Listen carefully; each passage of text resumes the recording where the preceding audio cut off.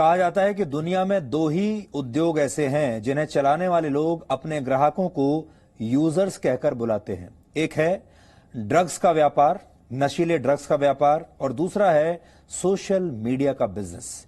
इन दोनों ही बिजनेस के केंद्र में ऐसे प्रोडक्ट्स हैं जो ग्राहकों को किसी न किसी प्रकार के नशे की लत लगा देते हैं।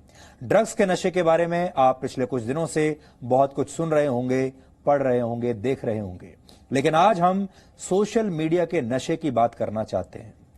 भारत में इस समय फेसबुक के 31 करोड़ से ज्यादा यूजर्स हैं और यूजर्स की संख्या के मामले में भारत पूरी दुनिया में पहले नंबर पर है। यानी फेसबुक का सबसे बड़ा बाजार भारत है। भारत में ट्विटर के यूजर्स की संख्या 18 करोड़ से ज्यादा है और इस मामले में अमेरिका और जापान के बाद भारत तीसरे नंबर पर है। यानी फेसबुक की तरह ट्विटर के लिए भी भारत एक बहुत बड़ा बाजार है। आप लोग बहुत बड़ा बाजार हैं।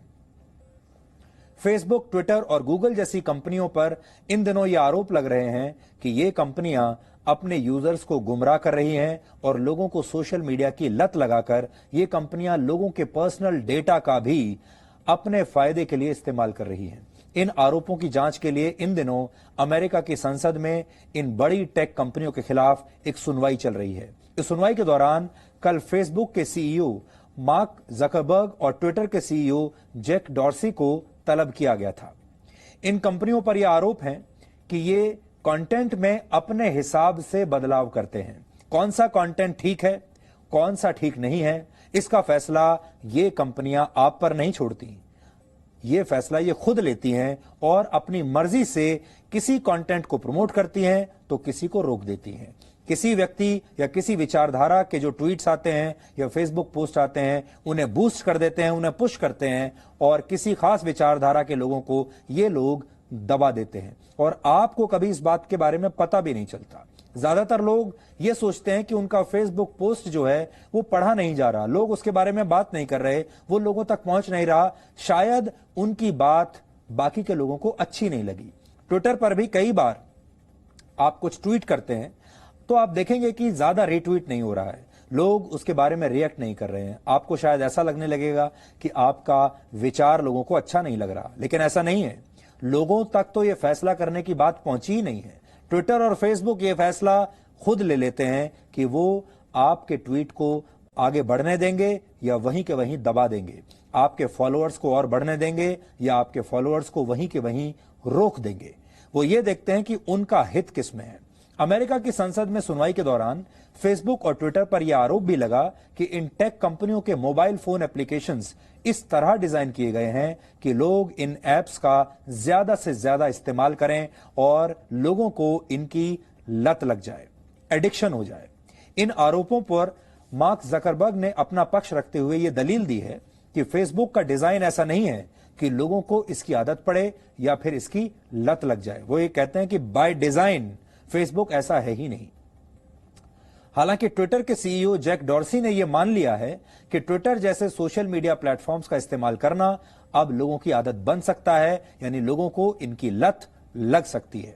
इन कंपनियों के मालिक और संस्थापक भले ही कोई भी दलील देते हों, लेकिन एक बात सच है कि मुफ्त में सेवाएं देने का लालच देकर इन कंपनियों ने लोगों को अपने प्रोडक्ट्स की लत लगा दी है। और जैसा हम बार बार आपको ये बताते आए हैं, जब कोई कंपनी अपने प्रोडक्ट आपको मुफ्त में देती हैं तो आप खुद उस कंपनी के एक प्रोडक्ट बन जाते हैं। और आपने देखा होगा, फेसबुक आपसे कोई पैसा नहीं लेता, ट्विटर आपसे कोई पैसा नहीं लेता, गूगल भी आपसे कोई पैसा नहीं लेता, तो फिर ये मुफ्त में ये सारी कंपनियां आपको अपनी सेवाएं क्यों दे रही हैं? इनका फायदा क्या है? इनका फायदा यह है कि अब आप सब इनके लिए एक प्रोडक्ट बन चुके हैं, अब आपका इस्तेमाल हो रहा है। एक रिसर्च के मुताबिक भारत में हर एक व्यक्ति औसतन दिन में 2.5 घंटे सोशल मीडिया प्लेटफॉर्म्स पर बिताता है, यानी 2.5 घंटा सोशल मीडिया पर बर्बाद कर देता है एक व्यक्ति भारत में। लॉकडाउन के दौरान भारत में हर एक व्यक्ति ने दिन में औसतन 4 घंटे फेसबुक पर और व्हाट्सएप पर बिताए हैं। इसी साल हुई एक रिसर्च में यह भी पता लगा कि भारत में लोग एक साल में 1800 घंटे यानी 75 दिन सिर्फ मोबाइल फोन चलाते हुए बिता देते हैं। अब सोचिए कि जब इतना समय भारत के लोग मोबाइल फोन पर बिता रहे हैं तो फिर ये काम कब करेंगे, छात्र पढ़ाई कब करेंगे।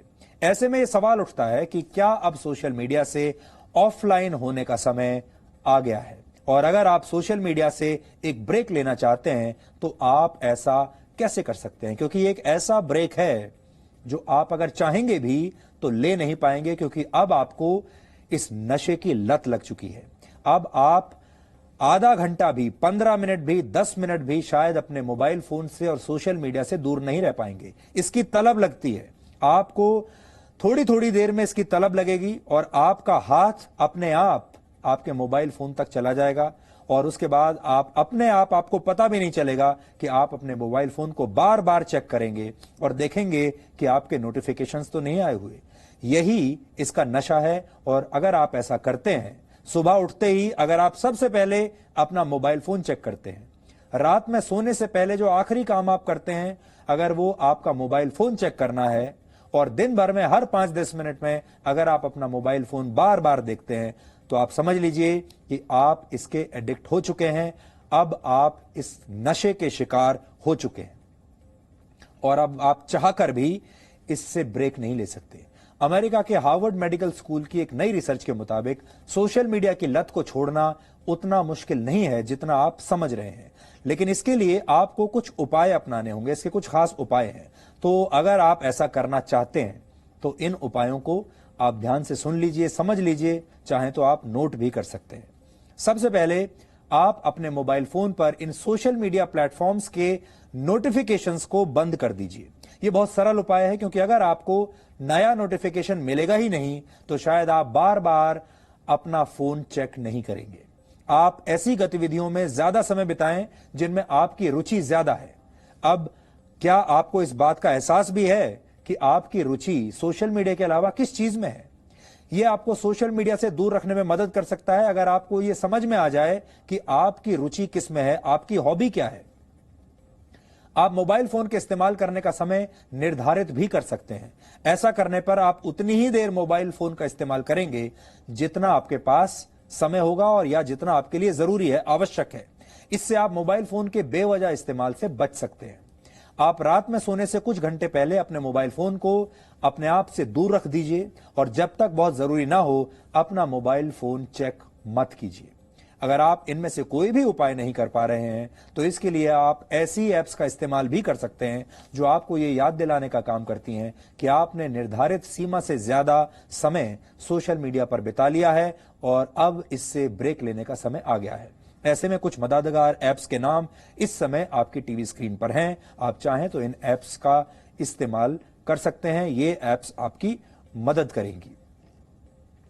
जरूरत से ज्यादा सोशल मीडिया इस्तेमाल करने का नुकसान यह होता है कि यहां आप अनजान लोगों से संपर्क तो बना लेते हैं लेकिन असल जीवन में उनसे संवाद नहीं कर पाते, और ये आभासी दुनिया आपको लोगों और रिश्तों के बारे में अक्सर गलत फहमियों का शिकार बना देती है। आप एक नकली दुनिया में जीते हैं, वो एक नकली यूनिवर्स है। उस यूनिवर्स में जो भावनाएं आपको देखने को मिलती हैं, महसूस करने को मिलती हैं, वो भावनाएं भी गलत होती हैं।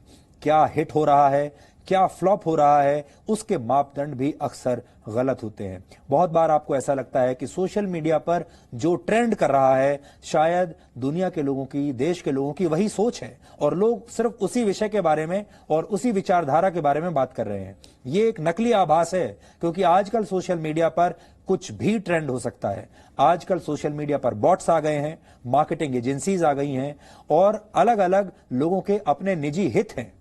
बड़ी बड़ी पॉलिटिकल पार्टीज के आईटी सेल लगे हुए हैं और वो जिस विषय को चाहें उसे ट्रेंड करवा सकते हैं, और देश की भोली भाली जनता ये सोचने लगती है कि ये विषय ट्रेंड कर रहा है, इसका मतलब देश यही सोच रहा है। बड़े बड़े न्यूज चैनल्स के जो एडिटर हैं और न्यूज रूम्स की जो टीम है वो सोशल मीडिया देखकर अपने चैनल का कंटेंट डिसाइड कर लेती हैं। सोशल मीडिया पर हर व्यक्ति खुद को खुशहाल और आनंद से भरा हुआ दिखाना चाहता है।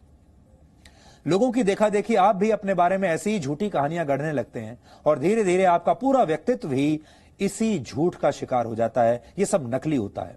इसका सबसे बड़ा नुकसान यह है कि आप सोशल मीडिया का जरूरत से ज्यादा इस्तेमाल करके डिप्रेशन और बेचैनी जैसी समस्याओं का शिकार हो सकते हैं। इसलिए फेसबुक की वॉल से दूसरों के जीवन में झांकने की बजाय आप अपने जीवन में असली खुशी और असली आनंद की ऐसी फायरवॉल बनाइए जिसे पार करके सोशल मीडिया का नशा आप तक ना पहुंच सके।